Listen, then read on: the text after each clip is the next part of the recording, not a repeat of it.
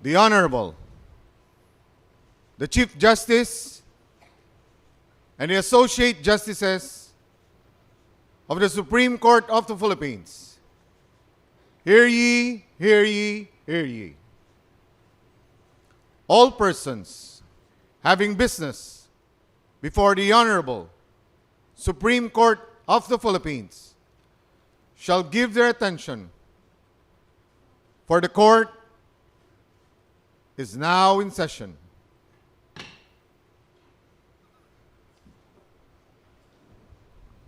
The clerk of court will please call the matter at hand. Called for today's continuation of oral arguments are the following cases. GR number 208566, Greco Antonius Beda Belica et al. Versus Executive Secretary Paquito N. Ochoa et al. GR number 208493, Social Justice Society President Samson S. Alcantara versus Honorable Franklin M. Drilon in his capacity as Senate President et al. And UDK 14951, Pedrito M. Nepomuceno versus President Benigno Simeon C. Aquino III et al. Appearing as counsels for petitioners are the following. For petitioners Belica, Gonzales, Abante, San Diego, Alcantara, and Nepomuceno, Attorney Eduardo V. Bringas, Attorney Alfredo B. Molo III, and Attorney Nico B. Valderrama. As counsel for petitioner Villegas, Attorney Maria Romina M. Dalagan. For petitioner in GR number 208493, Attorney Samson S. Alcantara. For the public respondents, Solicitor General Francis H. Hardilesa, Senior State Solicitor Florin T. Hilbay, Associate Solicitor Emerson S. Bañez, Associate Solicitor Maria Graciela D. Base, Associate Solicitor Maximo Paulino T. Season III, Attorney Melbourne Pana. For the Senate Legal Counsel, Attorney Maria Valentina Santana Cruz. As representative from the House of Representatives, Attorney Leonardo B. Palicte III, Deputy Secretary General, Legal Affairs Department. As representative from Department of Budget and Management, Attorney Rowena Candice M. Ruiz, Director for Legal Service. Appearing as amicus curiae is Honorable Maria Gracia Pulido Tan, Chairperson, Commission on Audit. The Solicitor General shall have 30 minutes to argue today. Kindly proceed, Solicitor General, and the rest may take their seats.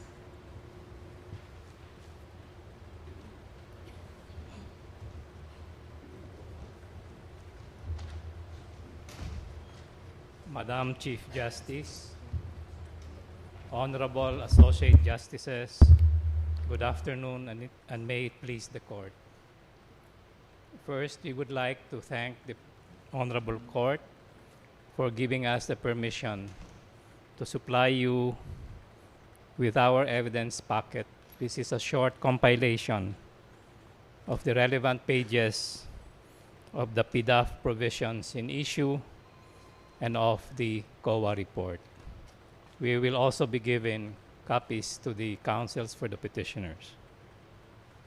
Your Honors, the various petitions before us today question the constitutionality of first, the Priority Development Assistance Fund, or the PDAF, as contained in the GAA of 2013, the sufficiency of the delegation of authority to the President to use the Malampaya Fund under Section 8 of PD 910, and the President's Social Fund, or the PSF, under Section 12 of PD 1869 as amended.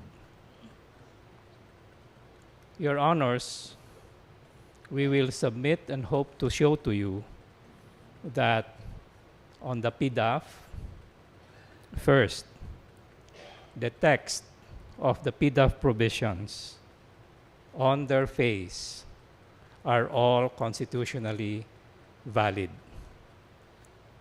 We will walk you through our evidence packet, through the verbatim text of the 6 special provisions of the PDAF, and show, as we walk you through, that none of the 6, suffer from any constitutional infirmity. We will do this to meet head-on the allegation of so-called facial unconstitutionality.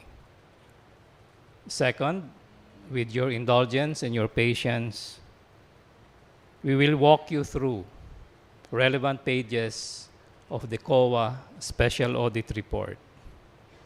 This is to meet head-on the argument that even if the PDAF is not unconstitutional on its face, the COA Special Report is evidence that this honorable court should abandon its rulings in Philconsa, Sarmiento, and Lamp. Your Honors, the audit findings of the COA have sparked understandable national outrage, which respondents fully share, over the implementation of the PDAF, the most serious and the most scandalous of which is the COA finding, and I quote, denial by a number of suppliers and recipient beneficiaries, and even sponsoring legislators on their participation on the reported projects. End of quote. Plainly put, Your Honors, the COA was saying there was corrupt misuse of government funds through ghost deliveries. We will walk you through the COA report, though, to show to you that there are 4 and only 4 audit findings over matters of execution or implementation that implicate or relate to the members of Congress. And we will try to persuade you that despite these 4 references to the members of Congress, these audit findings do not justify the abandonment of the Philconsa ruling. We will try to persuade you that the flaws in the implementation of the PDAF are better resolved through policy changes and executive actions, many of which are currently underway. We will ask this honorable court to take judicial notice that the government's investigatory and prosecutorial institutions have filed cases to prosecute perpetrators of ghost deliveries or those alleged to have been involved in kickbacks over the same ghost deliveries. We will also ask Your Honors to take similar notice of the actions of the executive and the legislative branches to eliminate the PDAF in the current and in the 2014 budget. We will then submit and we will show how existing laws validly delegate to the President the authority to use the Malampaya and the President's social fund. Finally, but certainly not the least, we will make one final appeal for a partial lifting of the TRO. On behalf of more than 500,000 scholars and an equal number of indigent medical patients, we say, Your Honors, for all the sins that attended the implementation of PDAF, there will be a time to punish the errant and the corrupt.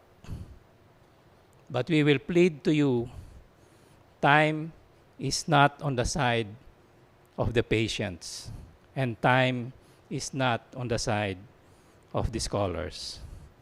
We will appeal to the Honorable Court to give the benefit of the doubt to these innocent beneficiaries of the PDAF.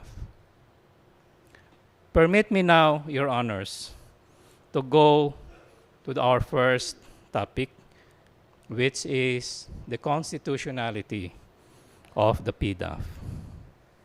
As we said, we propose to meet head-on allegations that the provisions of the PDAF, as contained in the 2013 GAA, are unconstitutional on their face. With your permission, Your Honor, can I now shift to the respondent's evidence packet? On page 1, we reproduced actually a slide of the Honorable Chief Justice. It is also on the screen, Your Honors.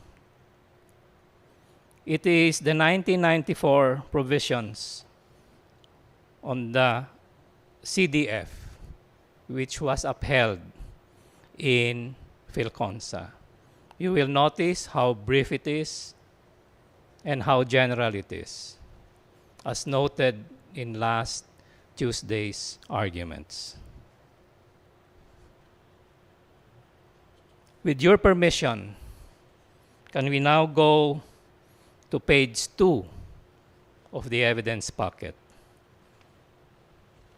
It is a photocopy from the official gazette of the provisions of the 2013 PDAF, Your Honors. It is on page 2, 3, 4, 5, and 6 of your evidence packet.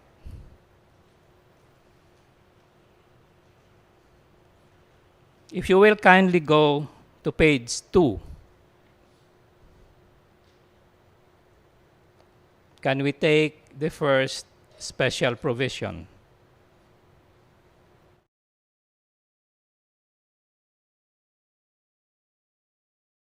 Special provision number 1. It will be used for priority programs and projects to be implemented by the corresponding agencies. We would like to call your attention, Your Honor, to the question of the Chief Justice the other day. Her presentation, which we will not repeat today on the slides. What struck us is you compare what we have on the screen, the 1994 CDF, and 5 pages of the 2013 PDAF. This shows the evolution many years ago from a very short general provision to 5 pages of a very, very detailed menu and many, many special provisions. What do we make of it? We will try to persuade you that the Congress has moved to a regime of restraint and constraint. All of these special provisions are self-imposed limitations taken upon by the Congress. And as noted also at the last hearing, Your Honors, a very apt way to characterize the present state of the language of the PDAF is, over the years, these constraints, these restraints have become stricter and stricter on the Congress and on the President. Can we go now, Your Honors, if you may, to page 5?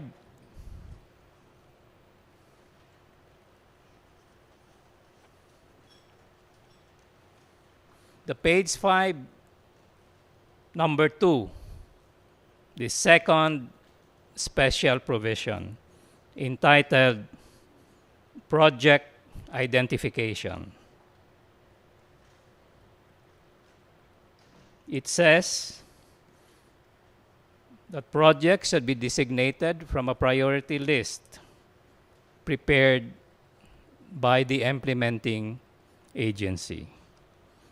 Preference is given to projects located in 4th to 6th class municipalities. And then the line, Your Honor, which is very relevant to the issue at hand. The implementing agency shall submit to the Congress said priority list, standard or design, within 90 days from effectivity of this act. Last Tuesday, Your Honors, some arguments were made that the act of the implementing agency of submitting this priority list, since it is post-GAA, violates the separation of powers. With all due respect, we do not read this to be so, Your Honor. Our take is that the obligation of the implementing agency is merely to help the Congress understand, to aid the Congress understand from already a very, very detailed menu of priority projects. It is done in the spirit of transparency, and in any event, Your Honor, whether or not this provision is obeyed by the implementing agency, it is still the President who, at the end of the day, as they say, has the power to implement by releasing the funds. That is Section 2, the second special provision. The second paragraph of Section 2 also says that whenever a project is identified outside the district of a legislator, there must be a written concurrence from the member of the House of Representatives of the recipient district, endorsed by the Speaker. Lest this also be taken as an argument, again, of crossing a constitutional line, with respect, we say this was put there by Congress as a matter to ensure comity among the members of Congress. They wanted the members of Congress to respect each other's district. And so if a donation is made in the district of another legislator, all that this means is the prior permission of the recipient district be made. We argue this does not cross any constitutional line. With your permission, Your Honors, may we go to special provision number 3. That is still on page 5. Legislators' allocation. And this flows into the next page, Your Honor, section 6.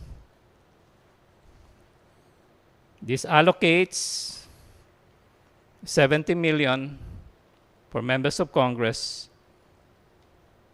and 200 million for members of the Senate, split between the so-called soft and the hard projects.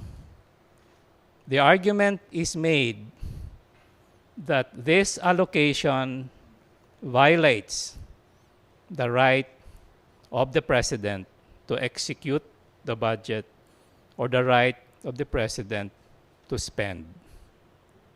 Again, Your Honors, with respect, this issue was already decided in PhilConsa. The allocation merely shows that the members of Congress can propose and identify within a maximum limit. It is again consistent with PhilConsa. As much as Congress can propose and identify, at the end of the day, it is the President who, exercising his executive powers, and only the President can issue an order for the release of the funds. We say, Your Honor, again, no constitutional line is breached. Paragraph 2, Your Honor, still of Special Provision number 3, states that the release of the fund should be 50% during the first semester and another 50% for the second semester. Does this violate the prerogative of the President to release? Again, we say no, Your Honor. All it does is to have fiscal discipline among the members of Congress. We now go to Section 4, Your Honor. This was much discussed last Tuesday.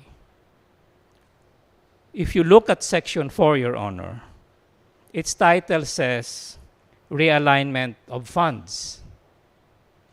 But we ask you to look at the provision clearly. Realignment of funds is a misnomer, because if you read the whole paragraph, it is not a realignment of funds, but it is a realignment of, on the third line, one project scope to another within the allotment received. For example, Your Honor, a legislator identifies that his district needs a pathway or a catwalk going to a school. And then, because of certain contingencies after the identification, that choice is not practical. For example, somebody already donated the catwalk.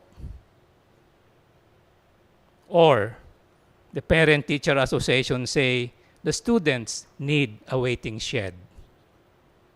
That is the realignment of projects allowed under Section 4, Your Honor, not the realignment of funds under Section 525 of the Constitution. That is why, if you read carefully the conditions, it limits the realignment of projects only once, and provided there is no obligation that, or provided the funds have not been used up yet. And that is why certainly there is a delegation to the members of the cabinet to be able to move projects, but within the same category. And so again, we say Section 4 does not cross any constitutional line. And so with number 5, Your Honor, release of funds. The argument is made that because there is a request and the request comes from the House, then therefore, again, the powers of the presidency are curtailed. Our answer, Your Honor, consistent with PhilConsa, this is just a request. It does not impair the powers of the president. The 6th special provision, Your Honor, is about posting requirement. And by any reading, this does not cross any constitutional line, but in fact, reinforces the transparency provisions of the Constitution. In sum, Your Honors, we argue on its face, and that's why thank you for your patience, on its face, verbatim, the provision of the 2013 PDAF are not unconstitutional.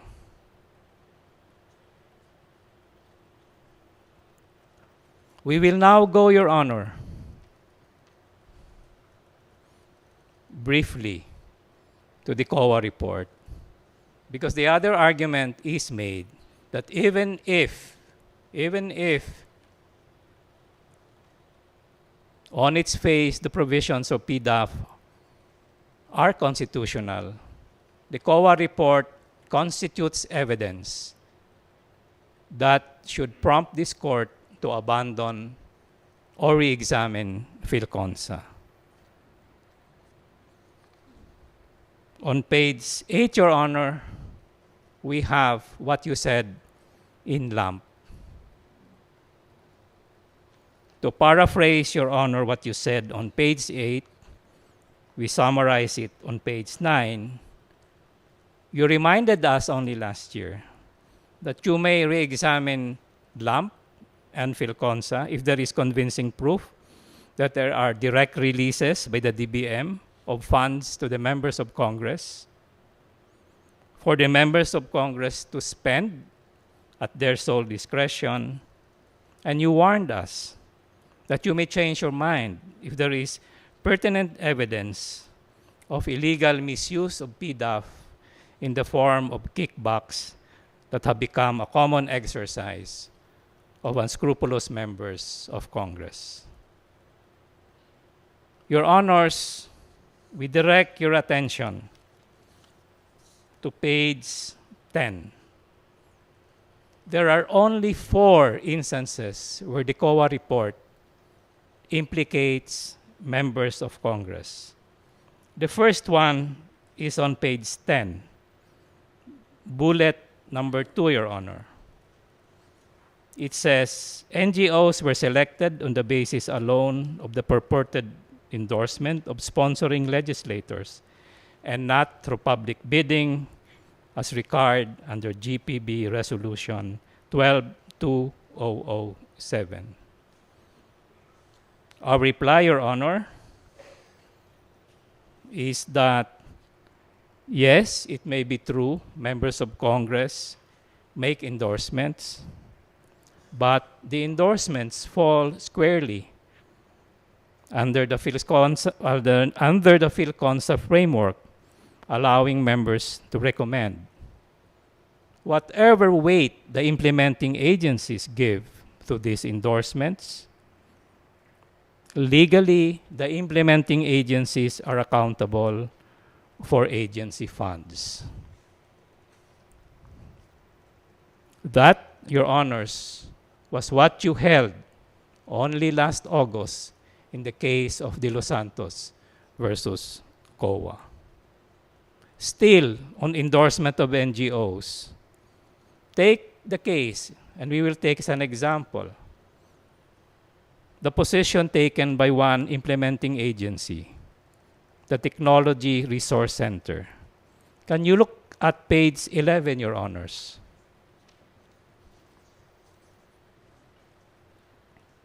The management comment of the TRC is that their intervention in the projects tended to be more recommendatory as the projects were endorsed by the sponsoring legislators and and in almost all cases, they did not have a hand in selecting the NGO partners. But on the opposite side, Your Honor, is the response of the COA, and the response of the COA is very clear and straightforward. Under the State Accounting Code, Section 2, it is the responsibility of the head of agency to see to it that all requirements are met by the agency.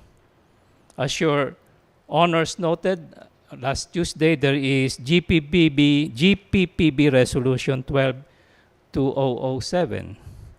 We call attention, Your Honor, that on top of that or alongside that, there is COA Circular 2007-001 dated October 25, 2007. This one is October 25, 2007, or later than the GPPB resolution of June 29. Again, under the COA resolution, it is the obligation of the implementing agency to make sure that the NGOs are properly accredited. The COA resolution also says NGOs, and I quote, retain their character as public funds. That, Your Honor, is the first mention of legislator. The second mention of legislator is on page 12 of your evidence packet, Your Honor.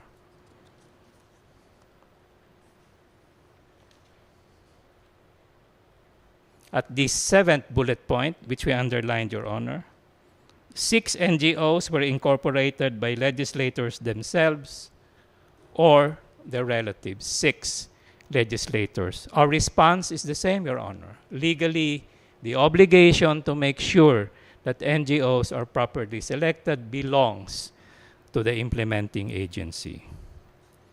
We go to the third audit finding, Your Honor, on page 13.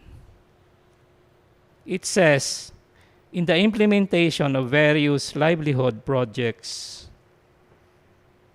they were not compliant with the Procurement Act.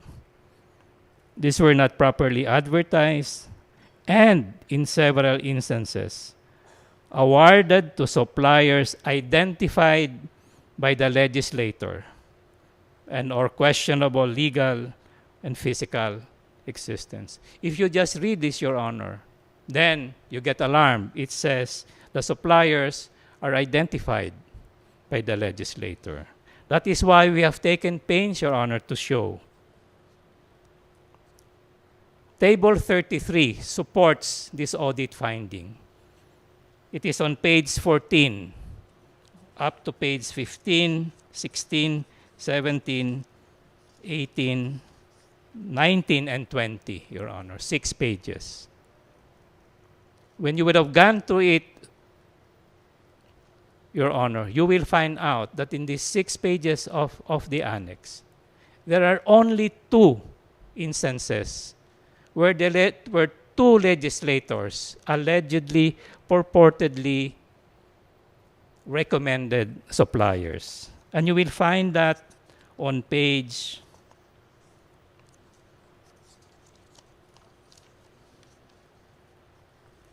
17, Your Honor. It relates to Sulhen Corporation. Our point, Your Honor, is if you read the audit finding, it gives the impression that this was rampant when the exhibit shows there were 2 and only 2 instances where legislators purportedly, again, supposedly recommended suppliers. And the last instance, Your Honor, is on page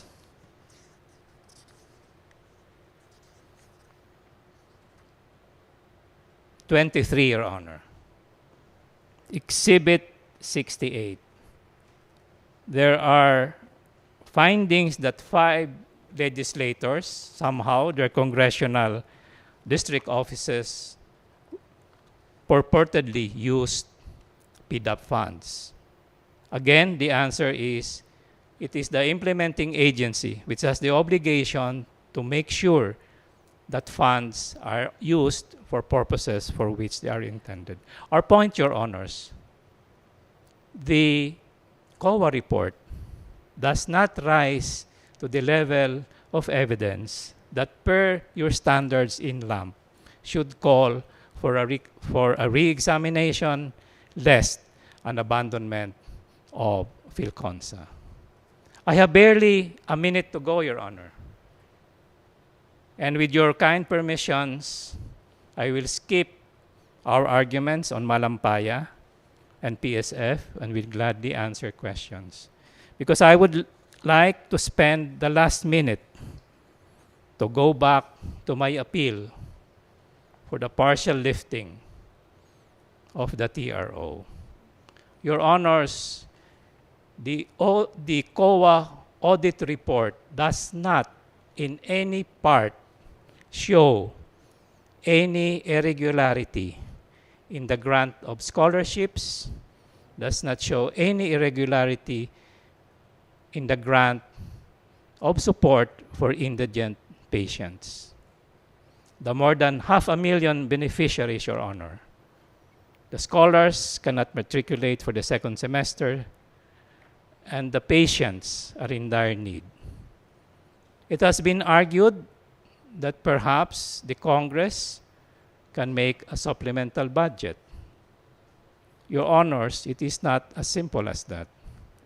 A supplemental budget cannot be made legally if there is already an appropriation in place, which is the PDAF. And since it is under a TRO, there is grave question on whether making a supplemental budget may in fact violate the TRO. And equally important, Your Honors, is the time element. It will take so much time to pass a supplemental budget. And it is already October, Your Honor.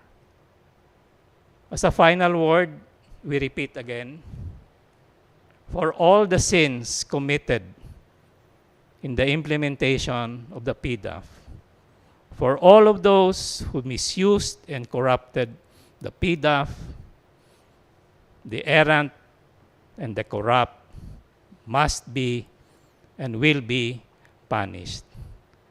We appeal on behalf of the 500,000 scholars and the 500,000 recipients, indigent recipients of medical aid. Your Honors, they were not a party to any misuse, and they were not a party, and they are not a party to any corruption. We plead on their behalf. Please give them the benefit of the doubt. Thank you, Your Honors. Solicitor General, the questions will be started by Justice Bernabe.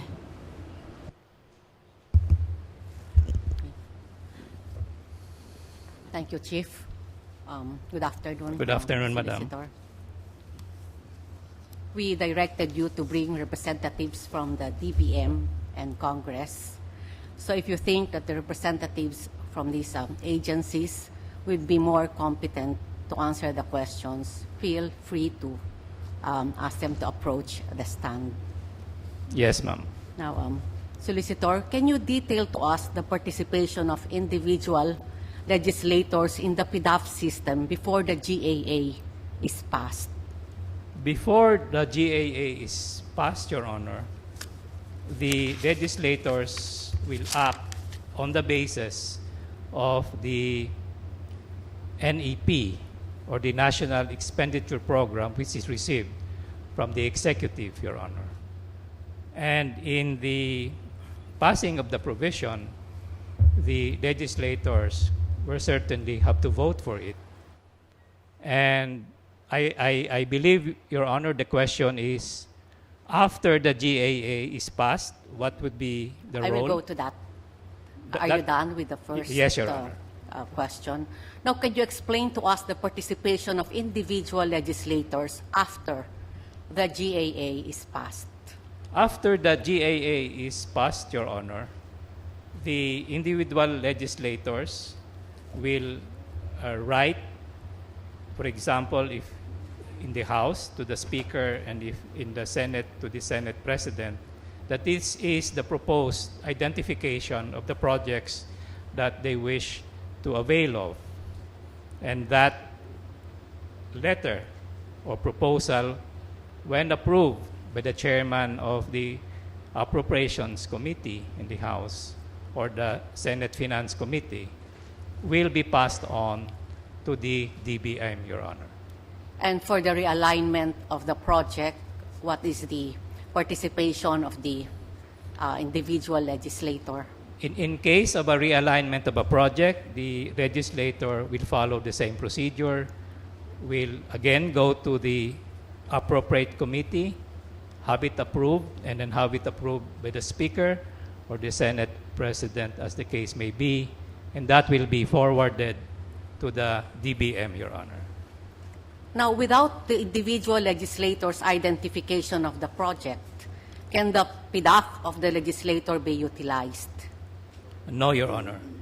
It cannot. It cannot. So, meaning you should have the identification of the project by the individual legislator. Yes, Your Honor. Okay. And is this part of the legislative process? Is this an act? Is this an act of appropriation? The act of appropriation, Your Honor, is the act of the whole Congress to appropriate or set aside an amount of money for the PDAF. And part of the terms of the PDAF, as allowed in PhilConsa, is to allow the individual legislators to identify post-GAA the specific projects, Your Honor.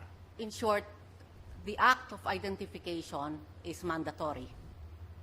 Yes, Your Honor, in the sense that if it is not done, then there is no identification. Now, when the individual legislators identify a particular project, can the implementing agency reject the identification made by the individual legislator? Yes, Your Honor. Now, were there instances in the past that projects were rejected by the implementing agencies? Yes, Your Honor. How many of them? I would not know, but there will be two levels, Your Honor. At the DBM, if, for example, the project is not part of the menu, the DBM will politely call the office of the Speaker or the Senate President that the project is outside of the menu. Okay. So these are just special circumstances. Well, I would not know the frequency, Your Honor, but it happens. Now, would you know of specific instances when a project was implemented without the identification by the individual legislator? I do not know, Your Honor. I do not think so, but I have no specific examples. I would doubt very much, Your Honor, because to implement, there will need to be a SARO and an NCA. And the SARO and the NCA are triggered by an identification from the legislator. Now, please go over the first paragraph of Special Provision 4 of the 2013 GAA.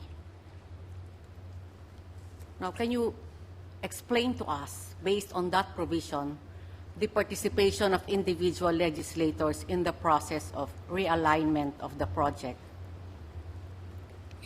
Under Section 4, Your Honor, after a legislator has made an initial identification, there may arise contingencies or special circumstances which will prompt the legislator to realize that the original project cannot be done anymore, in which case the legislator will have to make, in effect, an application, in effect, an identification of a substitute project, but under 4, Your Honor, under the same category.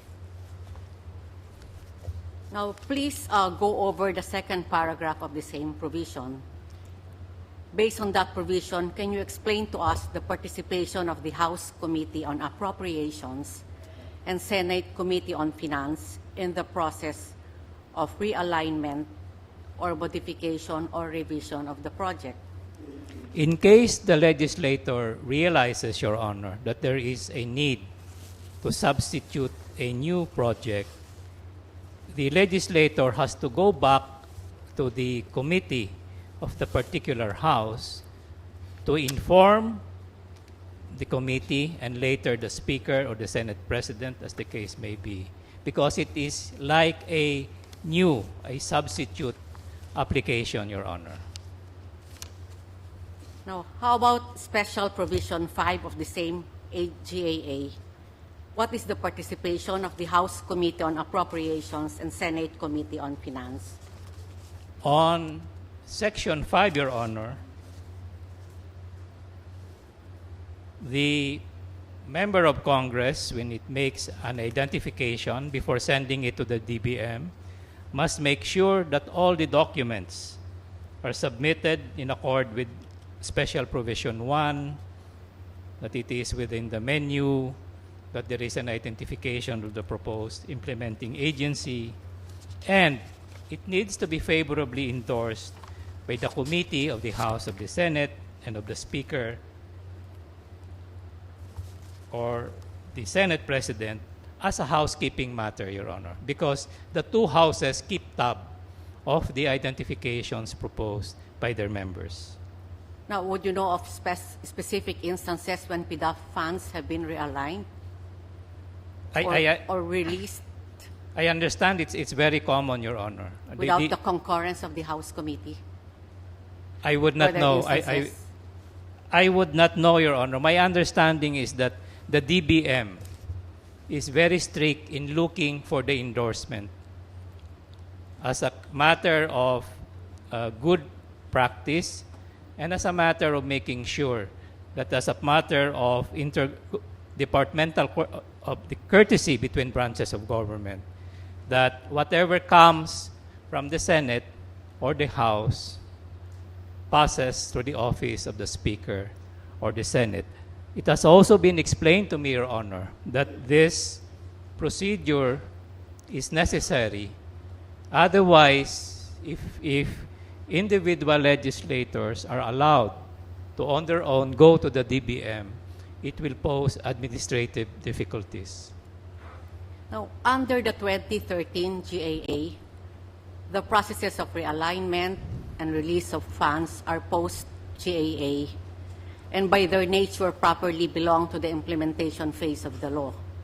Now, in the case of Abacada versus Purissima, the court stated, and I quote, "From the moment the law becomes effective, any provision of law that empowers Congress or any of its members to play any role in the implementation or enforcement of the law violates the principle of separation of powers and is thus unconstitutional."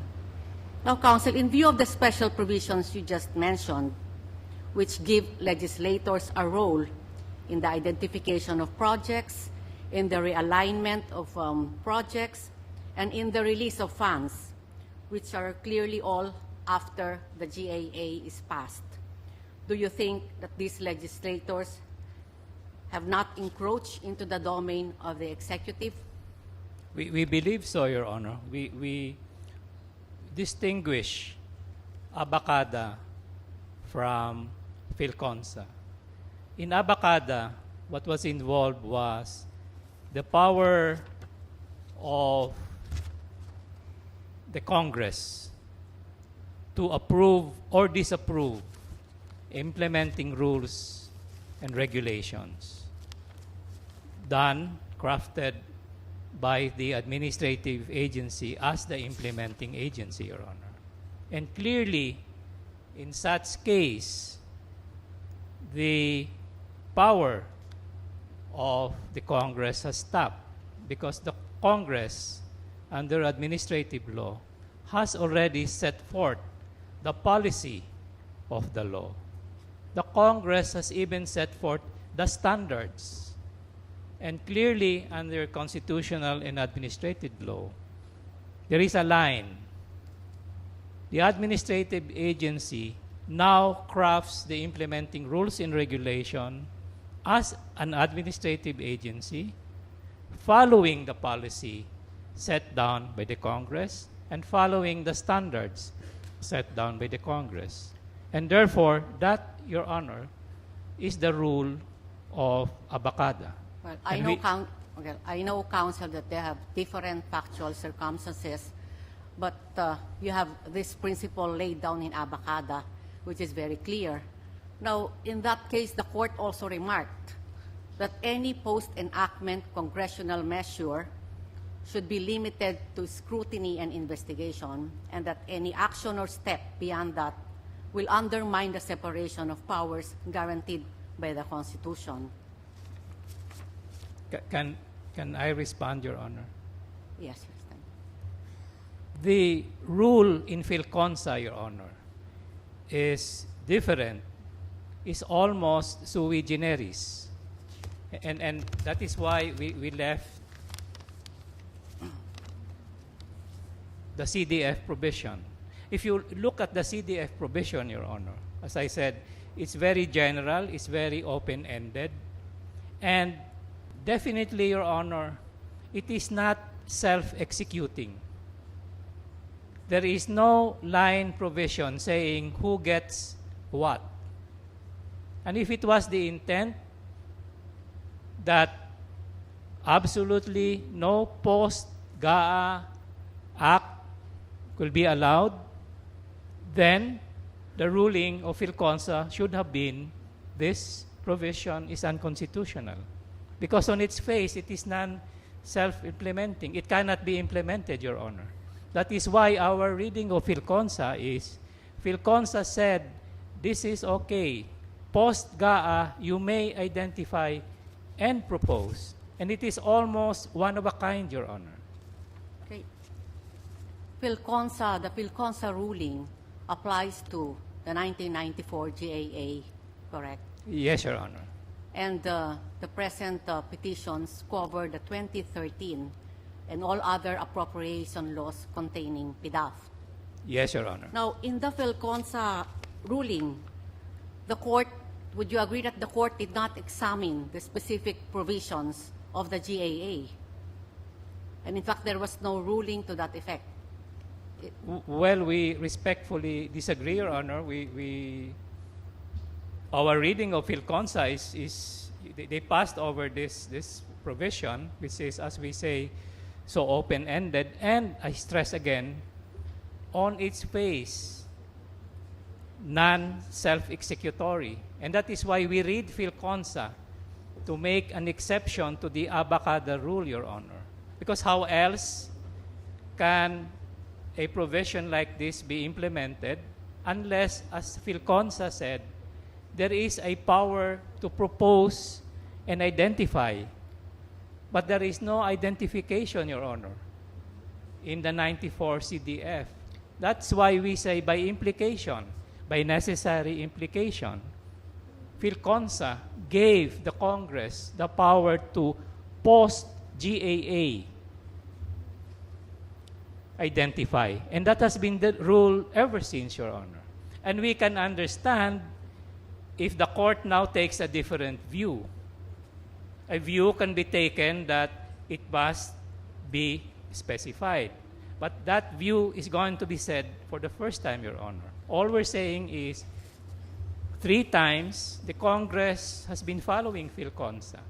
That is why up to 2013, again, the provision is not self-implementing. No provision, no line by line, and that is why all identification is made post-GAA.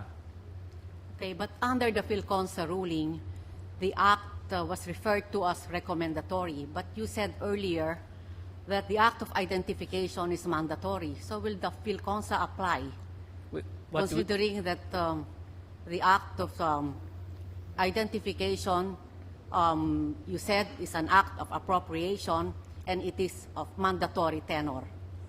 What we mean by mandatory, Your Honor, is we were replying to a question, how can a legislator make sure that he is able to get PDAF funds? It is mandatory in the sense that he must identify.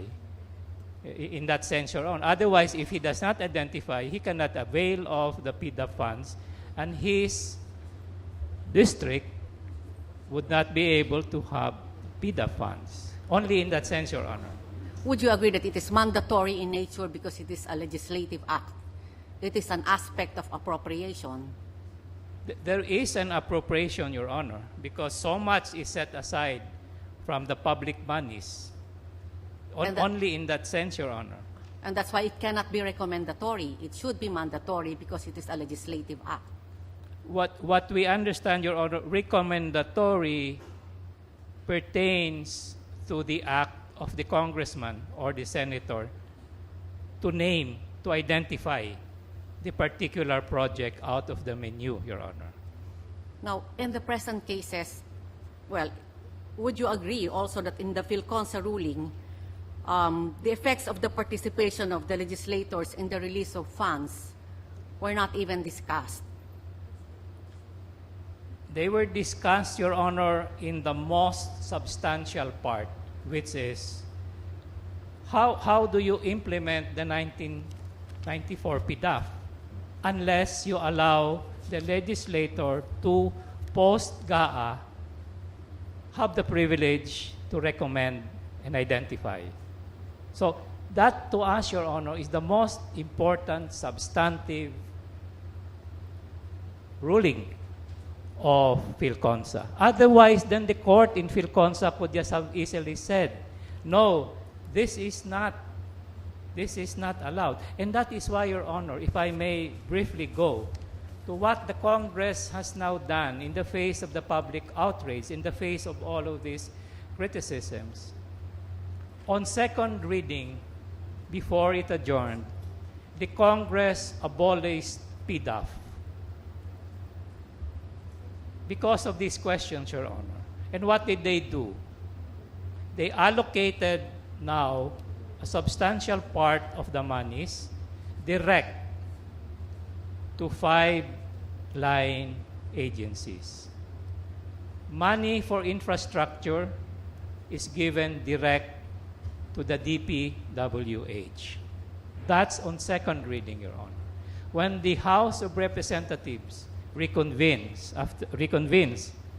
after the break, they will on third reading now entertain proposals from their members to identify line by line particular projects.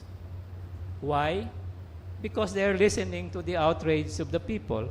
Because after 17 years, after 3 decisions of this court, they are now told that maybe this court will rule or will say that the better way to go is to identify it line by line as line items.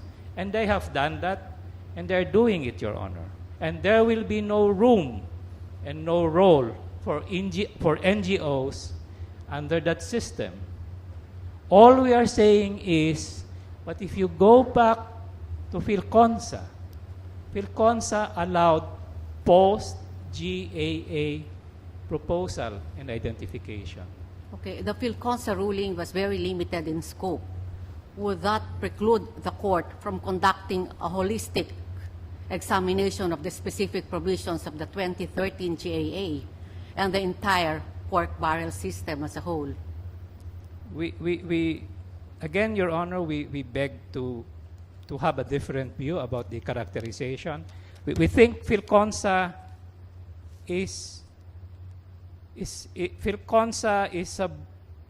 PhilConsa was a ruling of the court, as I said, that allowed post-GAA identification. And with it will come many of the housekeeping items that will go with the post-GAA identification. Okay. And up to now, 17 years after, that is the present state of the law. The House completely understands, Your Honor. Had they been told as early as PhilConsa that the way to go constitutionally is line by line, then there is no doubt they would have followed, Your Honor. That is why I repeat, now that there is so much outrage, now that there is so much criticism, on second reading, they are already changing the system.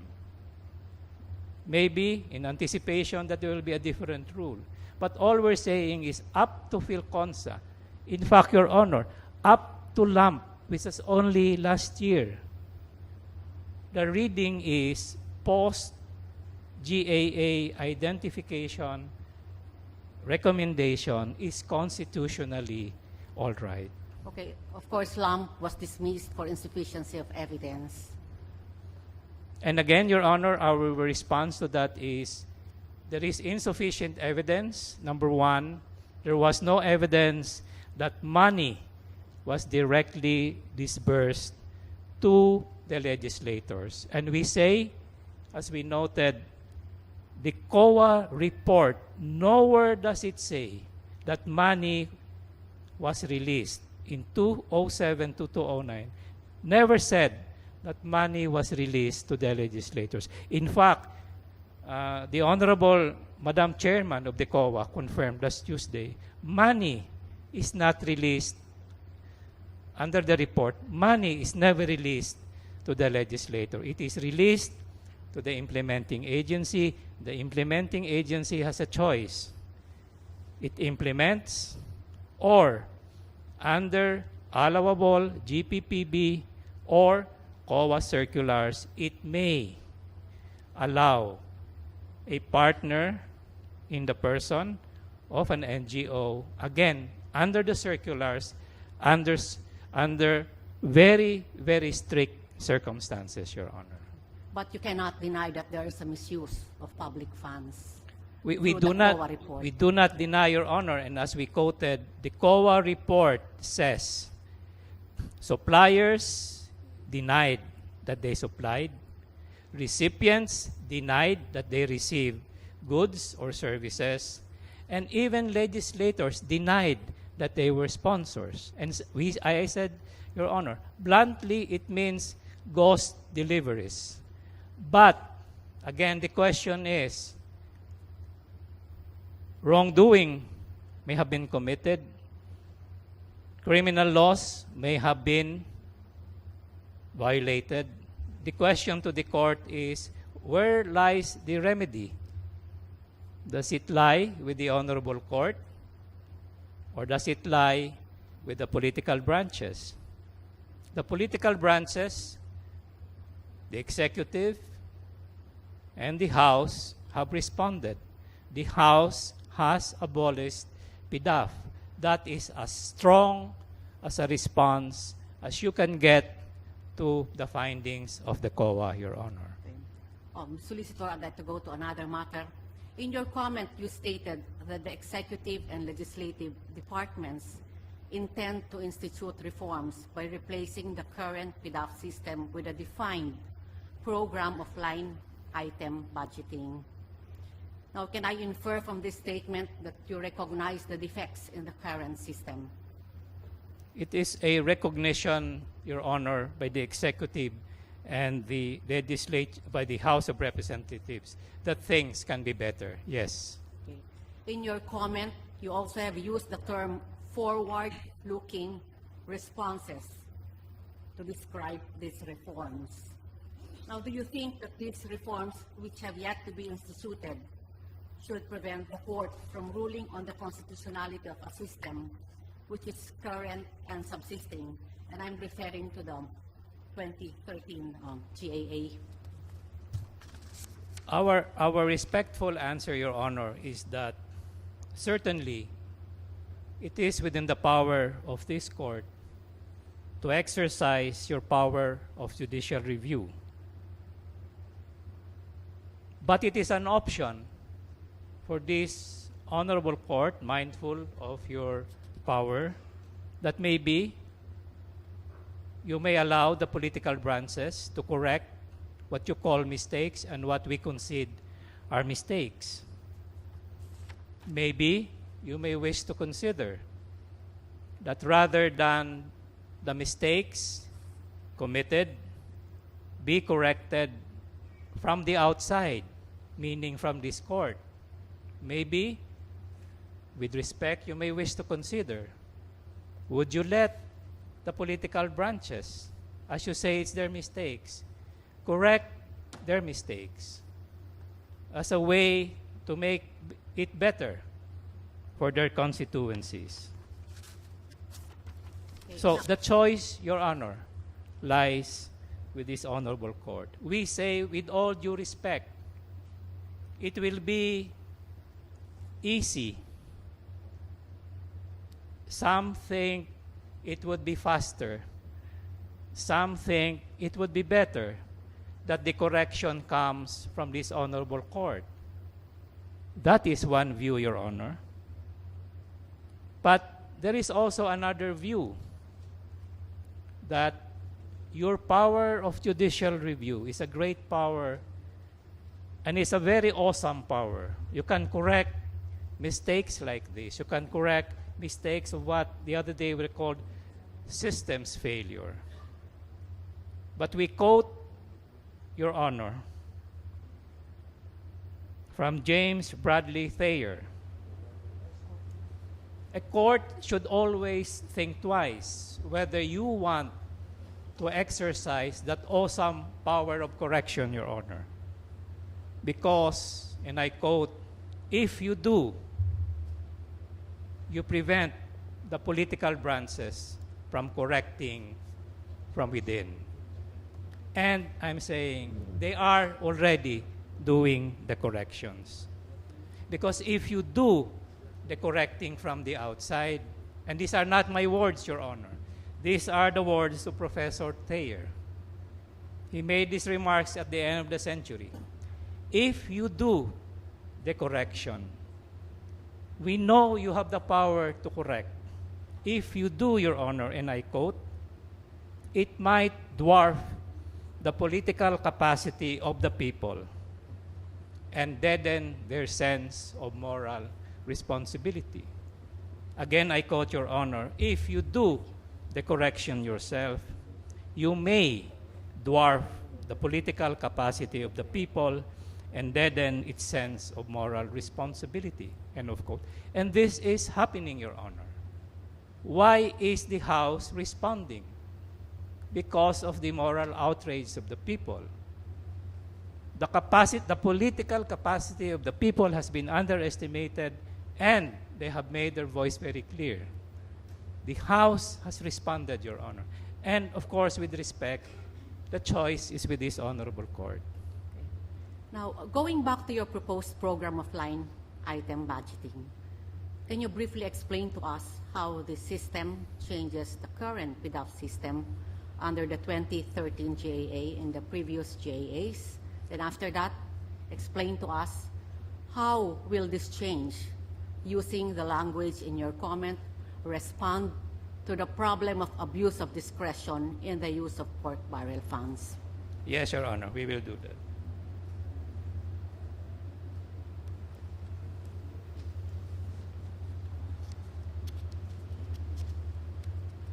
If Your Honor, please, this is what the House of Representatives has already done. First, it has abolished PDAF. The item in the proposed expenditure program has been deleted. It was to be 25.4 billion. What was done? On second reading, Your Honor, 4 line departments, meaning CHED, Department of Health, Department of Labor, TESDA, and DSWD, they will get direct allocations for a total of 18 billion. For example, CHED will get 5.3 billion, DOH 4.3 billion, DOLE 2.2 billion, TESDA 1 billion, DSWD 5.3 billion. For scholarships in education, in health, hospitalization and medical assistance, employment, special programs for employment and training, and for DSWD assistance to persons in crisis. Meaning, Your Honor, this will now go direct to the implementing agencies. No more NGOs. The implementing agencies, these line agencies, will be richer. For example, education, 5.3 billion. It will now dictate who gets what scholarships. Now, on the hard, Your Honor, infrastructure, 7.1 billion will go to the DPWH. Again, when the Congress resumes its session, it will go into third reading. There is 7.1 billion for hard projects. This time, if individual members of Congress will want to have appropriations for their districts, they will have to put into the budget as line items specific projects. For example, if it's a project for the 2nd District of Negros, it will have to say X building, 5 million. It will have to say hospital building, 10 million. So there will be line items, Your Honor. So this completely changes the way these monies will be allocated and will be spent. Again, no more NGOs. Now, don't you think that the current malpractices have been deeply ingrained in the political departments, that any proposed reform will simply not work, or at the very least be circumvented? With respect, Your Honor, we take, for example, the misuse that has attended the participation of NGOs. As I said, since what the House has done and will still do will completely do away with NGOs, that is as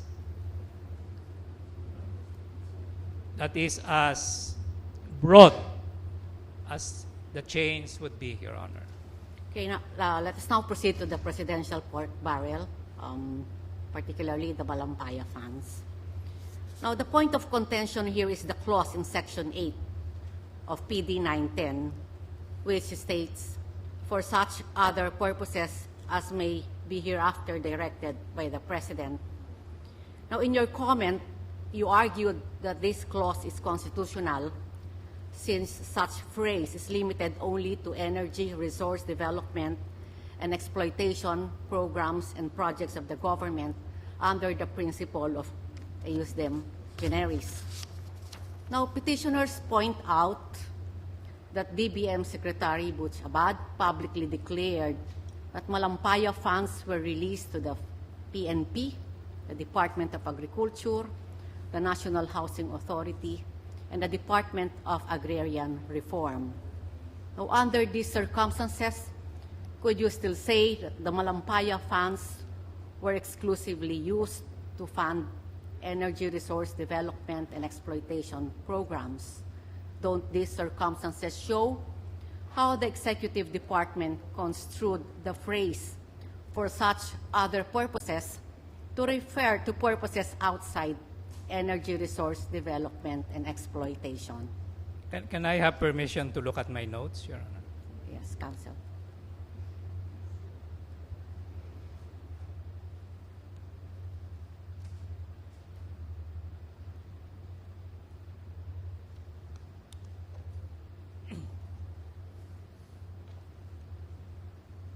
I have here a list, Your Honor, which came from the DBM. Disbursements in 2011. Can I go over the list, Yes, Your Counsel, Honor? please.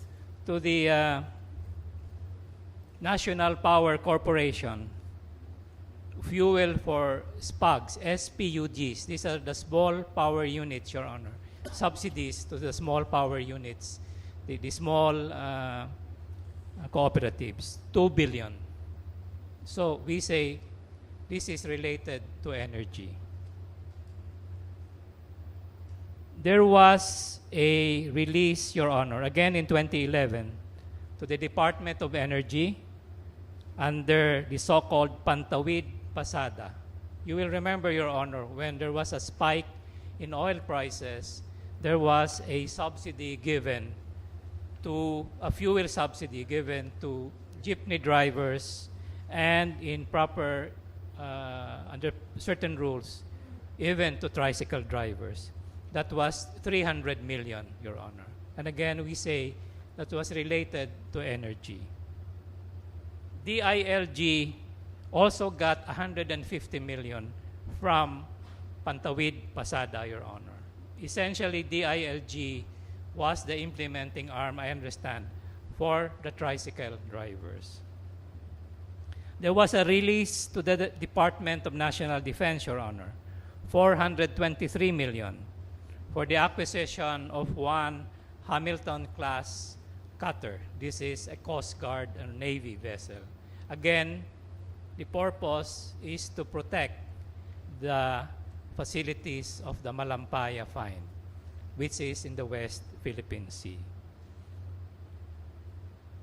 Again, there was another release for fuel for the small power units of NPC, 1.6 billion. There was a release again to the DND, upgrading of security for Malampaya. This was again for the Navy and the fortifications along areas in the West Philippine Sea. there was a release to the National Electrification Agency called for the Sitio Electrification Program, 814, Your Honor, million. Again, energy related. And then there is a loan facility for missionary electrification. It's a loan facility for missionary roads. These are the cooperatives that do not make money, so they are being subsidized. It is a facility through the Land Bank, 3 billion pesos. In 2012, Your Honor, again, national electrification for sitio electrification, 1 billion, and to the national defense, another vessel, a weather high endurance vessel for the Philippine Coast Guard, 880 million. So, Your Honor, for 2011 and 2012, these were all the disbursements, and they are related to energy, exploration, or securing the site of the Malampaya find, Your Honor. Okay. In short, this administration has not released any portion of the Malampaya funds for any other purpose other than energy resource development. That is correct, Your Honor. Okay. Now, if you are saying that the use of the Malampaya funds should indeed be limited to energy resource development and exploitation programs, could we just drop the phrase "and for such other purposes" in the law? The Congress can drop it, Your Honor, by amending the law, Your Honor. Okay. So can we proceed to the President's Social Fund? The first paragraph of Section 12, or the PAGCOR Charter, makes a specific enumeration of projects to be funded out of the President's Social Fund. Now, can you please read to us again what are these projects?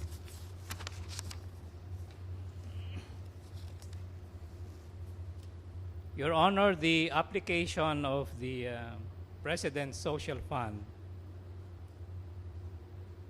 at least during the term of the present administration, was limited to special financial assistance to dependents and members of the AFP and the PNP who were killed or wounded in military and police No, operations. Counsel, I'm referring to the PAGCOR Charter. Can you please read Oh. the enumerations for infrastructure and social civic projects?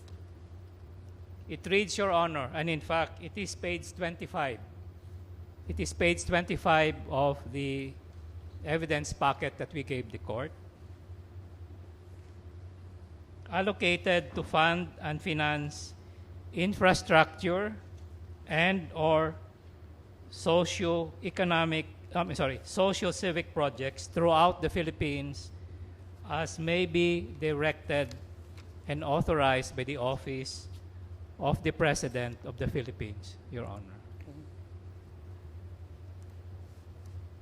And these are the flood control, sewerage and sewage, nutritional control. No, Your Honor. The flood control, sewerage, and sewage nutritional control, if you note, Your Honor, these are limited to projects within Metro Manila. But the second paragraph says, in addition to the above priority infrastructure and socio-civic projects within Metro Manila, specifically enumerated above, there is a provision allowing the Office of the President to appropriate and allocate for infrastructure and socio-civic projects. Your Does this mean that the President is allowed to designate any other socio-civic or infrastructure project outside of the specific enumeration in the law? Oh, yes, Your Honor. Our position is that the President is allowed to appropriate and allocate for infrastructure and socio-civic.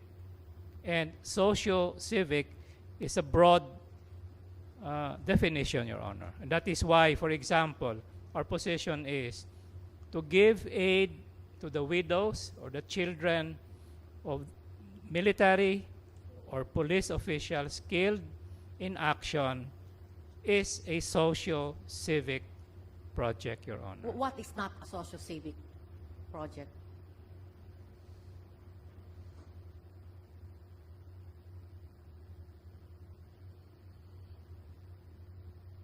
Well, for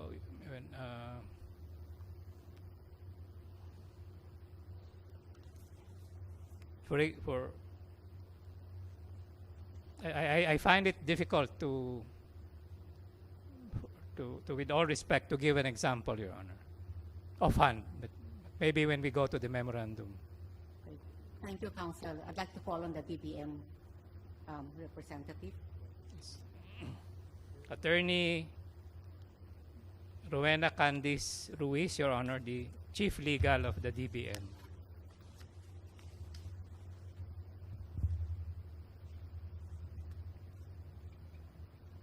Good afternoon, Your Honor. Okay, good afternoon.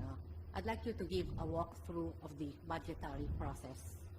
Your so Honor, that the begin. court will completely understand how a budgetary process operates. Your Honor, are you referring to the process of approving of the budget? Yes. Okay. We The follow. steps of the budgetary Yes, Your process. Honor. We follow, Your Honor, the process of the budget cycle as provided in the administrative code. It starts, Your Honor, with the budget call given by the DBM to the various agencies of the government to prepare their proposed budget. It is submitted to the DBM, and the DBM will now go through the evaluation process. We have the technical budget hearings, followed by the Executive Review Board, and thereafter we go to the DBCC for the final figures of the revenues and financing sources. Thereafter, we go to the President for final approval and then submission by the President, Your Honor, to Congress. Congress will then deliberate the proposed budget following the requirements of the Constitution. Thereafter, the House of Representatives, Your Honor. Thereafter, the Senate will then propose and concur with amendments. In most cases, there are what we call the bicameral conference committee to harmonize certain provisions that are conflicting with the lower house and the upper house. And then it will be submitted, the enrolled bill will be submitted to the President for his or her final approval. And that's the time when the President will then make his line veto items of the budget. Okay, after the GAA is passed, can you detail to us the participation of the DBM as well as the implementing agencies, include also the participation of the NGOs in the process? Your Honor, you're referring to with respect to the release of the funds? Yes. Okay. Your Honor, as a rule, Your Honor, we at the onset, upon the effectivity of the GAA, we issue the budget execution guidelines that will detail all of the requirements for every category of funds included in the General Appropriations Act. Thereafter, we issue what we call the agency budget matrix. This cover most of the mandatory and the usual expenses of the agencies, so that at the outset they are already authorized to obligate. For those items, Your Honor, that require certain conditions as provided in the General Appropriations Act, the agencies will have to submit a special budget request. Upon compliance with the requirements provided in the GAA, the DBM will then issue the Special Allotment Release Order, or what we call the SARO. This, therefore, this is the equivalent of the agency budget matrix, Your Honor. But in this case, this covers only those with conditions. Is the notice of allocation issued simultaneously with the SARO? No, Your Honor. Because the SARO, Your Honor, is It comes only... after. It comes after. The SARO, Your Honor, is only the go signal for the agencies to obligate or to enter into commitments. The NCA, Your Honor, is already the go signal to the Treasury for us to be able to pay or to liquidate the amounts obligated in the SARO. So it comes after. The NCA is usually covered by an ANCAI, or an advice of notice of cash allocation issued to the agency, so that they are forthwith informed of the NCA that has been released to the agency. And this would the NCA, Your Honor, is the go signal for the MDS, for the authorized government disbursing banks to therefore pay the payees depending on the projects or the projects covered by the SARO and NCA. Are there instances that SAROs are canceled or revoked? Your Honor, I would like to instead submit that there are instances, Your Honor, that the SAROs issued are withdrawn by the DBM, Your Honor.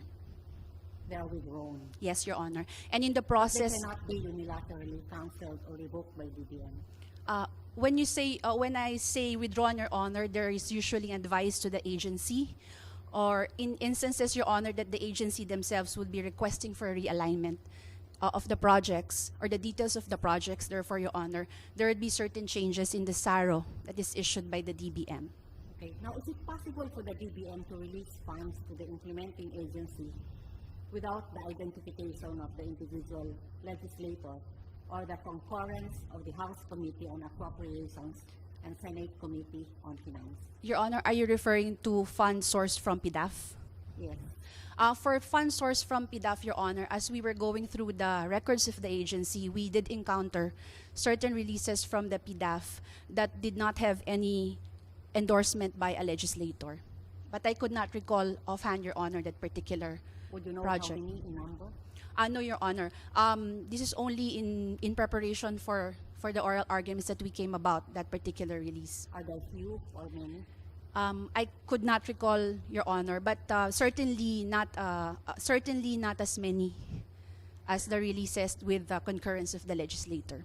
Okay. Now, does the TBM's protocol require some form of endorsement from the legislators before you authorize the release of funds to the implementing agencies? Your Honor, again, may I qualify only for those sourced from the PDAF? Yes, it is. Your Honor, for those sourced from the PDAF, as provided in the special provision, the legislator would propose together with the endorsements, and thereafter the endorsement, if I may be allowed, Your Honor, to go through the process, will then be referred to the Bureau concerned, handling the particular agency coverage depending on the implementing agency for the PDAF releases. They will then evaluate compliance, Your Honor, with the menu. Thereafter, this will be endorsed to the Office of the Secretary for final approval. Okay, thank you. I have no further questions, Chief. Attorney Ruiz, Your Honor. Ruiz. R-U-I-Z, Your Honor. Ruiz. Ruiz. Kindly continue to represent for us the Department of Budget and Management. I will walk you through the EO 292, Yes, Your Honor. the Administrative Code of 1987. Okay. Are you familiar with what the statute provides on the authority to use savings? Yes, Your Honor. Is there any other provision on realignment other than sections 39 and section 42? Your Honor, there's about one or two under the Annual General Appropriations Act. One No. Just under the administrative code first. Your Honor, as far as I could recall, the provisions you just mentioned. Only 39 and 42. As far as I can recall, Okay, let's go through section 39. Authority to use savings in appropriations to cover deficits. I don't expect you to have it with you now. may I be allowed, Your Honor, to get my administrative You code? have your... Yes, okay. Your Honor. Kindly read it for us.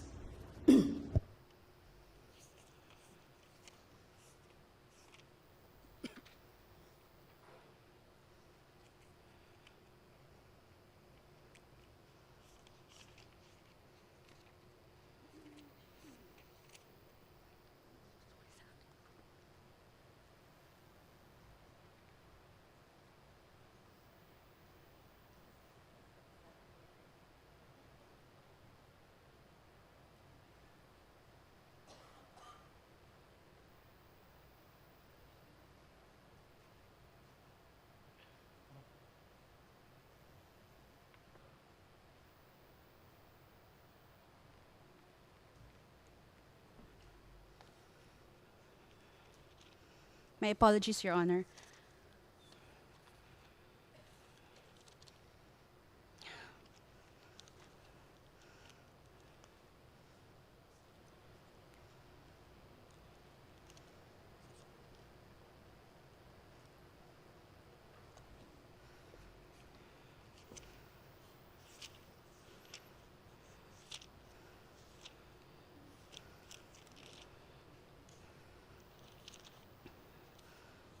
Your Honor, I'm sorry, which section? Which section, Your Honor? 39. Section 39.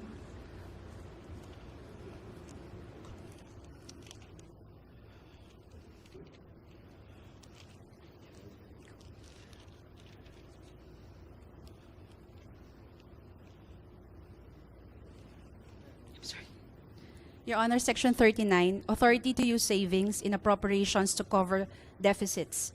Except as otherwise provided in the General Appropriations Act, any savings in the regular appropriations authorized in the General Appropriations Act for the programs and projects of any department, office, or agency may, with the approval of the President, be used to cover a deficit in other item of the regular appropriations, provided that the creation of new positions or increase of salaries shall not be allowed to be funded from budgetary savings except when specifically authorized by law. Provided further. That's sufficient for us. Section 42, please. Section 42, adjustment of appropriations for reorganization. When under authority of law, a function or an activity is transferred or assigned from one agency to another, the balances of appropriations which are determined by the head of such department to be available and necessary to finance or discharge the function or activity so transferred or assigned may, with the approval of the President, be transferred to and be made available for use by the agency to which said function or activity is transferred or assigned for the purpose for which said funds were originally available. Balances so transferred shall be credited to any applicable existing appropriation account or to new appropriation accounts which are hereby authorized to be established and shall be merged with any fund already in the applicable existing or newly established appropriation account or accounts and thereafter accounted for as one fund. Okay, that's enough. Okay. Kindly read for us Article 6, Section 5.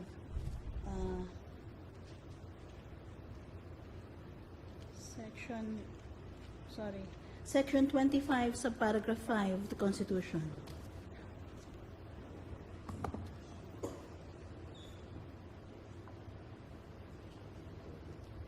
Your Honor, Article 6, Section 25, subparagraph 5. No law shall be passed authorizing any transfer of appropriations. However, the President of the Senate, the Speaker of the House of Representatives, the Chief Justice of the Supreme Court, and the heads of the constitutional commissions may, by law, be authorized to augment any item in the general appropriations law for the respective offices from savings in other items of the respective appropriations. Now, our Section 42, the implementing provisions. What is that? Our sections 39 and 42, therefore, the statutory response, the enabling law that is described in subparagraph 5. Your Honor, I respectfully submit that this, together with the provisions in the annual GAA. May the GAA add provisions authorizing the realignment from the authority in the Constitution? Augmentation of any item in the GAA. Your Honor, I respectfully submit that the GAA may add for as long certain items for as long as it is consistent with the Constitution on the power of those authorized to augment items in the GAA. So you have no problem with sections 39 and 42? You believe they are fully compliant with the constitutional provision of 25.5? May I go over it again once more, Your Yes, Honor, to be please. certain?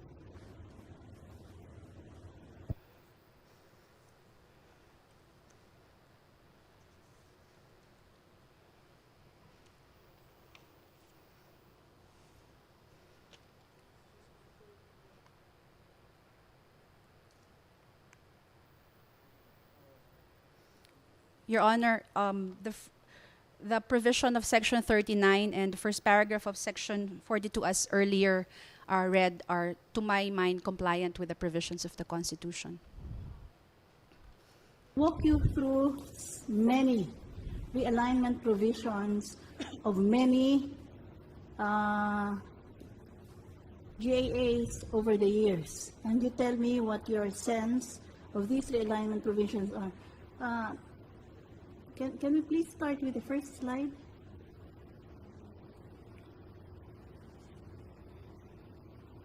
Okay, I will start by reading the slide for you.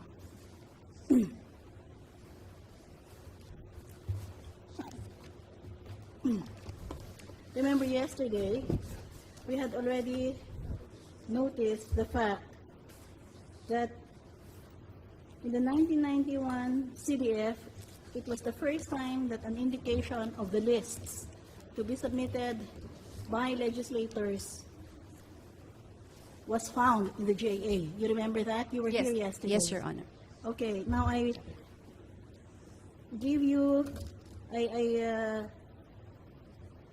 draw your attention to the 1990 JA General Provision, number 58.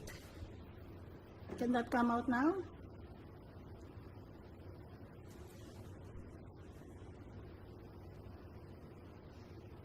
You can see it there? Okay, but we cannot see it from here. It's all right. Can you read it for us, please? Your Honor, Okay. Please read it for us because we cannot see it from the screen facing us. Your Honor, Amount appropriated. the amount appropriated in this act for the construction, replacement, rehabilitation, and completion of school buildings, hospitals,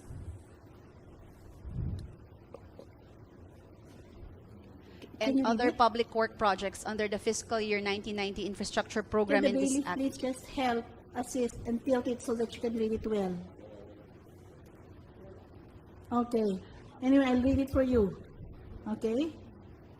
The amount appropriated, etc. Construction, replacement, rehabilitation, completion of school buildings, hospitals, other public works projects may be realigned in cases of imbalanced allocation of projects within the district, duplication of projects, overlapping of funding source and similar cases, provided that such request for realignment shall be made 30 days after the approval of this act, except in cases of duplication of projects and overlapping of funding sources. Provided further that such realignment is within the congressional district for which the funds were originally allocated. Okay? So this is the first time that I see in any JA post-1987 Constitution an express statement regarding the alignment. And it can happen in 3 instances. Duplication of projects, overlapping of funding source, and similar cases. Is this constitutional? 1991, 1990. Your Honor, respectfully, I submit that this is constitutional. May be allowed, Your Honor, to explain. Okay, please explain why. Your Honor, the instances provided in this provision is by reasons of practicality. There is certain project identification, Your Honor, that is included in the GAA that may no longer be necessary come implementation of the budget. For instance, Your Honor, there are school buildings that are identified in the GAA to be constructed, for instance, in Area A. But come implementation, there may be certain donors that have already constructed the school building, so it would be impractical for us to follow. In order to not waste public funds, Yes, Your realignment Honor. is allowed. Now, can you look at the second where proviso? Okay. Can you look at the second proviso? Provided further. Yes.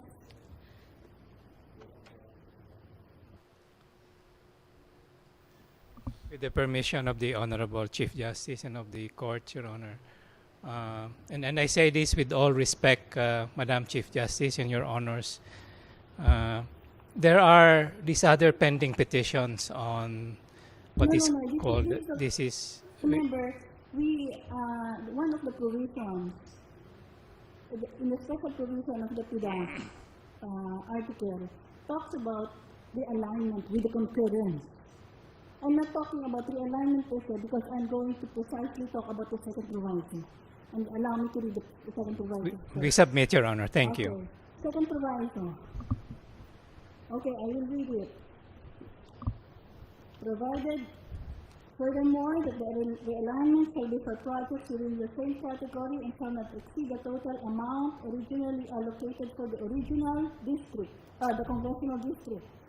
And the last, the final proviso, provided finally that the realignment shall be made upon the initiative and consent of the representative of the district concerned and with the concurrence of any one of the following: the district engineer, the regional director, or secretary of the department concerned. Now, is this constitutional?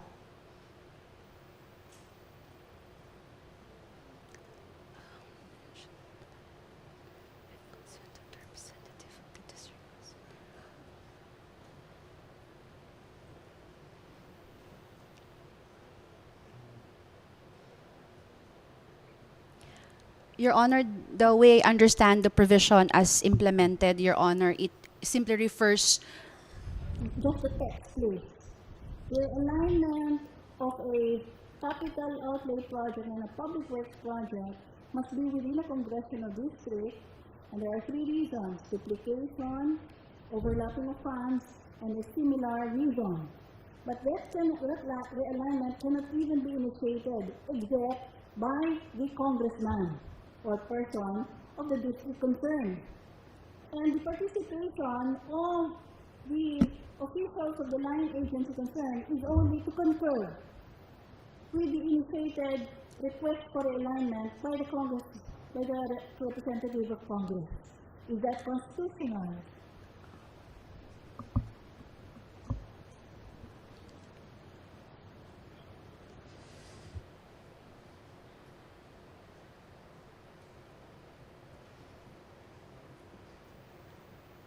Your Honor, may I qualify the answer? Okay. In as much as if the proviso refers to the initiative insofar as the proposal coming from the legislators, and then the consent will, I will then qualify the consent as an information coming from the proponent or the one proposing the project, Your Honor. So in that But respect, it says initiative and consent. yes, Your Honor, There are two things coming from the Congress representative here: initiative and consent. Nobody else gives the initiative and consent. Yes, Your Honor. I am, if you may allow me, Your Honor, to read it from the full context of the special provision. I'm coming from, this pertains to projects within the districts of the legislative districts. So I would suppose that there are certain projects proposed by legislators. And as a proponent, Your Honor, I would therefore construe the initiative coming from the fact that they are the proponents, and then consent in so much as they were advised or informed that there would be certain changes because of the instances already You mentioned. mean so what is the concept of realignment in the Constitution? It can realign funds in the GAA. Apparently, there is authority for that under the GAA itself, no? Yes, Your Honor. Whenever there is a duplication of project. Yes, Your Honor. But in other words, when it was passed, they did not know that the project is already there. Then they find out that the project was there. And the congressman suddenly says, realign this to another project. So, it's the post-GAA identification of a project. Can this be done? Yes, Your Honor, our mindful of the PhilConsa ruling, Your Honor, I would. PhilConsa was not yet here. It's only 1990. Yes, Your Honor. I am now answering the question at present. So my position or my respectful submission would be yes, because this should be construed in the sense that this is a proposal by members of the representatives. Okay, may I ask the representatives of the Senate and the House of Representatives to come forward?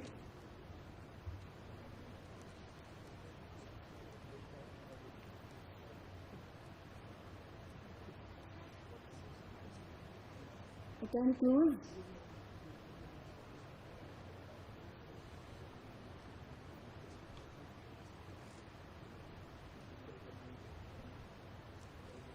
Has any objection? Yes, Your Honor. Has any objection of any kind ever been raised about those similar provisions in the GAA? Not that I'm aware of, Your Honor.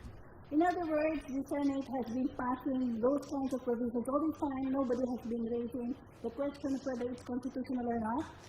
I am not aware, Your Honor, but I believe it may have happened, Your Honor. Okay.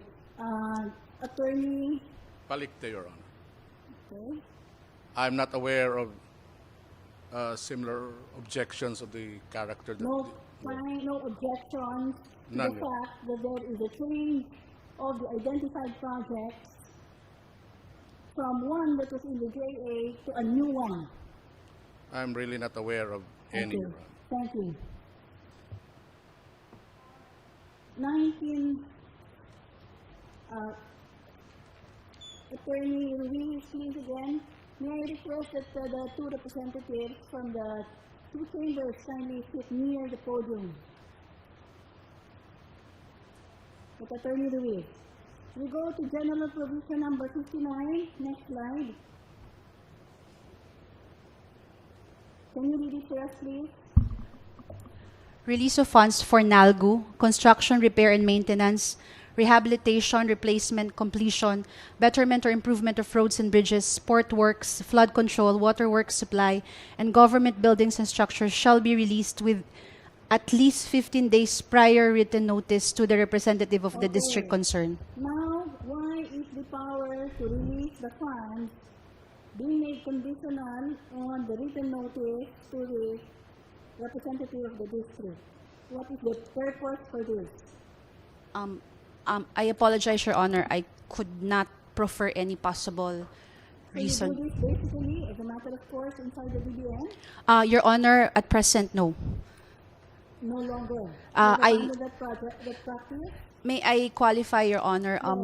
In the years that I have been a lawyer for the DBM, instances where we would see consent of the legislator for prior to release of the funds has been subject to the veto of the president, Your Honor. So I'm fairly confident that during those times it is not practiced, Your Okay, Honor. let's go to the 1991 JA. Please read the portion after the first proviso. Provided further that such realignment is within the congressional district for which the funds were originally allocated. 45 days after the receipt of? Ah. No, can you go to the end? Your Honor, it's not being flashed. Pardon? Your Honor, it's not being flashed in the last there. Okay. Provided furthermore that the realignment shall be for projects within the same category and shall not exceed the total amount originally allocated. Is that general provision number 62? Yes, Your Honor. Are you referring, Your Honor, to the last proviso? The provided finally? The first proviso first. After the colon. Provided that such request for realignment shall be made 45 days after receipt of the original advice of allotment by the agency concerned, except in cases of duplication of projects and overlapping of funding source. Continue. Provided further that such realignment is within the congressional district for which the funds were originally allocated. May I find out why? This, what is the sense in which the alignment is going to be made 45 days after the receipt of the original advice of allotment? May In I? other words, it has just been released and then 45 days after there is a discovery, it has to be realigned. Can you please explain that to us? Your Honor, may I prefer a possible explanation, Your Yes, Honor, please. not necessarily the final explanation. I would suppose, Your Honor, per operational efficiency with respect to the implementation of the projects, that it would not be advisable to have realignments at the last quarter of the year in order to complete the project, Your Honor, and to ensure that the projects are fully implemented within the year. So I would suppose So that the assumption is within 45 days, there has not been any substantive money spent on the original project. yes, Your Honor, or perhaps, Your Honor, that within this period, certain overlapping or certain reasons that would justify realignment have been brought to the attention of the agencies concerned. 1991 GAA, Special Provision 62, further provisos, and the alignment for projects within the same category, still the same language. The final proviso, still the same language. Okay, the alignment shall be made. Okay, upon initiative and consent of, The representative of the district concerned. okay. Now, this is already the second time that the realignment power is being discussed. Now, was there nobody in the DBM or in either House of Congress that said that we should have been with the approval of the President? Your Honor, with all due respect, I could not. Okay, I'm not in the but position to answer. representatives from Congress, that since this is within the DPWH, then realignment shall only be by the President. I am not aware, Your Honor, if there was any such. From the House of Representatives, I'm sorry, Your Honor, this is a 1991 law. As far as I can remember, I do not recall of any objection. Objection, On that Your ground. General Provision 63, next slide. Saying, requiring that the releases shall be at least 15 days prior written notice to the representative of the district concerned. Until now, you have no idea why it is so? Your Honor, yes, considering it's the 1991 GAA. No idea. No idea. Why Your the Honor. congressman has to be informed that the money is about to be released. Yes, Your Honor. Okay. 1992. General Provision 64. Should I read, Your Honor? No change. It is still the same, right? Yes, Your Honor. From the two previous provisions, 1990 and 1991. Remember that the Constitution was just new. At the time, just 5 years old. 1993.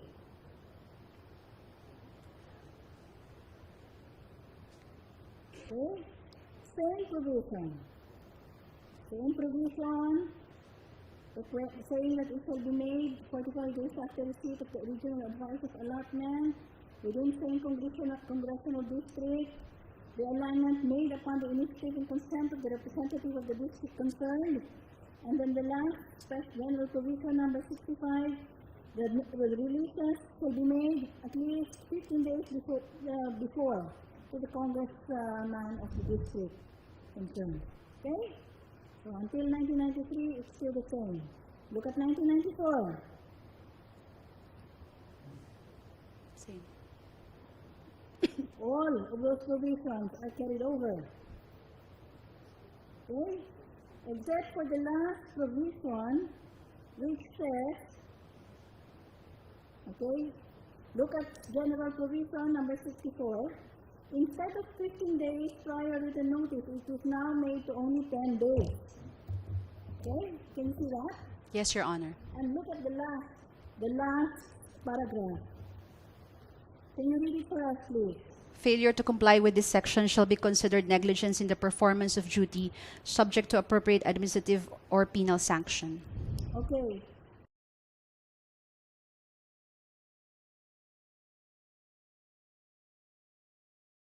For JA, the IRA allotment is now lumped together with the other release of funds.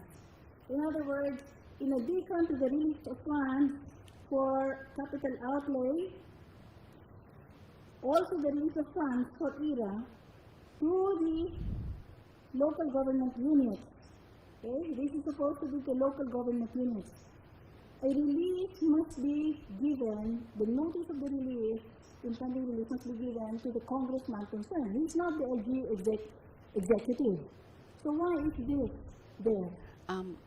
Again, Your Honor, respectfully, I could not prefer any explanation. Okay. The two representatives of Congress, did nobody from the LGUs object to the fact that the congressmen will have to be informed before the releases are made? I have to admit, Your Honor, I have no answer also. Okay. Same? Same answer, Your Honor. Okay. Now look at the last penalty clause. If there is failure to notify the congressman, it's subject to Discipline. sanctions, administrative as well as penal sanctions for failure to notify. Why do you think it is there? Again, Your Honor, I could not prefer any explanation. May I, however, Your Honor, put on record that this is not the current practice at the DBM. Your Pardon? Honor. May I be allowed, Your Honor, to put on record that this is not the current practice in DBM, Your Honor. Okay. It's not the current practice. But still, we need to understand What has been happening these past 2 decades? 1995, same provision as in 1994. The penal sanction for failure to comply is still there. The IRA is still there. Okay? So now it's becoming even thicker. The complexity. 1996. Okay? Look at the provisions quickly, especially the highlighted provisions. Same provisions? Yes, Your Honor. Okay, still there? Penal sanctions still there? Okay, now please go now to the 1997 GAA because there is now a new provision here. What is referred to? Okay. Can you read it for us, please? The programming and realignment of public works projects shall be in accordance with Section 6 of RA 8150, the Public Works and Highways Infrastructure Program Act of 1995. Okay, now let me read for you because we failed to insert this as a slide. The Public Act 8150, an act providing for a 4-year public works and highways infrastructure program. Okay, we go to Section 6. Programming of projects. Okay. Annually, within the approved expenditure ceiling, the projects herein provided shall be programmed by the DPWH in consultation and coordination with the respective oversight committees of the Senate and House of Representatives. So this is about programming.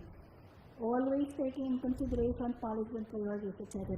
Provided that during the annual programming of projects under the categories of local roads and other public works, a member of Congress may submit a substitute priority project listed for his district. If a member of the House or a member of the Senate, whenever any particular project originally submitted by him is already being implemented through other sources, or a more urgent project is identified. Provided further, that in the case of a project originally submitted by an incumbent senator, no substitution or realignment may be done without the written conformity of said incumbent senator. Okay? Can you tell us what is the possible reason for this? Your Honor, with all due respect, could not guess as to the intention of Congress when it passed that law. They were really participating actively even in the programming and realignment. It's as if they're part of the planning team of the DPWH. Is that correct? Well, based on the provision, Your Honor, that you just read. Because we cannot make changes without the consent of the proponent.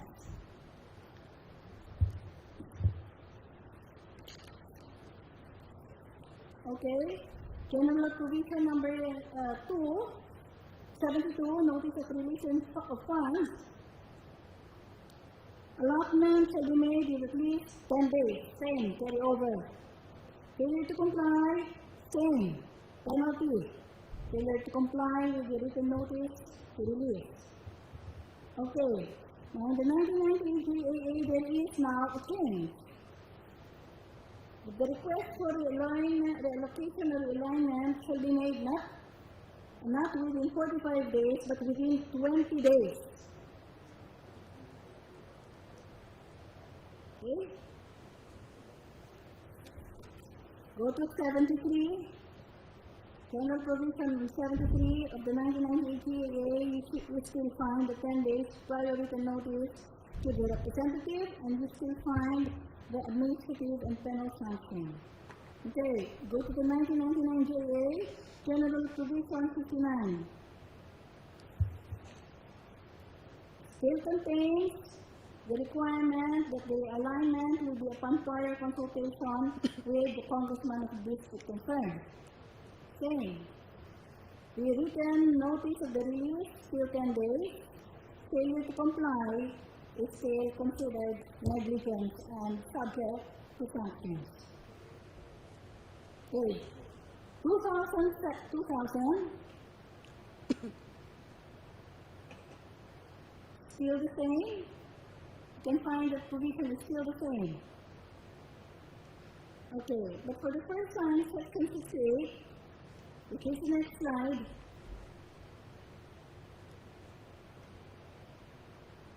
the copies of the releases shall be furnished the House Committee on Appropriations and the Senate Committee on Finance. This is the first time I've seen the House committees spoken of as part of the bodies to whom the reports on the fund releases must immediately be made.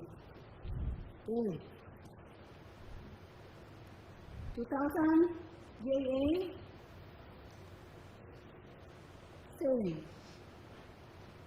10 days prior written notice, the alignment will be with prior consultation. Section 66, again, talking about the automatic release to the regional officers, but talking about the fund releases to be made to the appropriate committees of both houses. Okay? 2002, still there, but there is a little message saying that it must be subject to guidelines to be formulated by the appropriate agencies. 2003, it's still carried over. 2005, it is still carried over.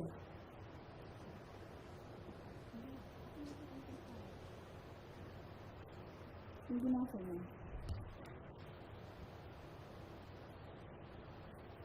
Okay. Now, I don't know if the 2005 is with you. Is it still? Okay. Again, prior consultation. And Section 72, again, after 10 days written notice. But the ERA is no longer included, as among the funds, notice of the release of which must be given to the Congressman concerned. 2006 is a reenacted budget. 2006-7 still contains the same provisions. The House Committee on Appropriations and the Senate Committee on Finance are still included. Same with 2008. Tell me if you see anything different. Huh? Yes, Your Honor. Still the same. We go to 2009. Same provisions are carried over. In 2009, however, there is a slight change in Section 71. For the first time, there is a veto of the administrative and penal sanctions that can be imposed on the failure to give prior written notice to the Congressman concerned. Yes, Your Honor. Okay. But look at Section 75. Limitations on fund transfers to NGOs and POs. For the first time, they talk about transferring money to NGOs. Can you read it for us, please? It is hereby declared a policy of the government not to allow non-government organization and people's organization to participate in the implementation of any program or project of the national and local government units until such time that any earlier fund releases availed of by said non-government organizations and people's organizations shall have been fully liquidated pursuant to pertinent accounting and auditing rules and regulations as certified by the head of the agency concerned and the COA auditor. The government agency and local government units shall ensure that the non-government organizations and people's organizations that they deal with are legitimate. A report on the fund releases indicating the names of non-government organizations and people organizations shall be prepared by the agency and duly audited by the COA and shall be submitted to the Senate Committee on Finance and House Committee on Appropriations. May I call on the chairperson of COA, please? Now, there is always a certification required. In Section 75, the resident co-auditor must certify that all fund releases have been fully liquidated. What please observe? As borne by the records, Your Honor, there was no compliance with this requirement.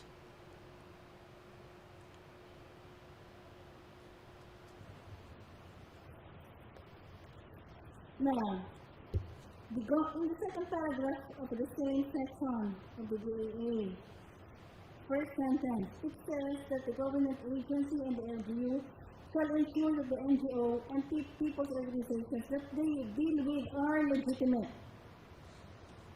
Was there a declaration by the agencies that they, in fact, were you able to find anything there that says that they have found that these NGOs are legitimate? Not from the side of the implementing agencies, Your Honor, but rather on the side of the proponent legislator in many cases, who was a party to the memorandum of agreement with the NGO itself and the implementing agency. There is a specific provision in the MOA, almost like a template, which deals with a representation on the part of the legislator that the NGO he has proposed is legitimate and bona fide and has a track record of performing and delivering such projects as are the subject of the MOA. So we saw that in many cases, Your Honor. MOA itself will be self-serving declaration. In other words, does anything in your report show that there was a process by which the agencies and the LGUs tried to ascertain the legitimacy of the NGOs?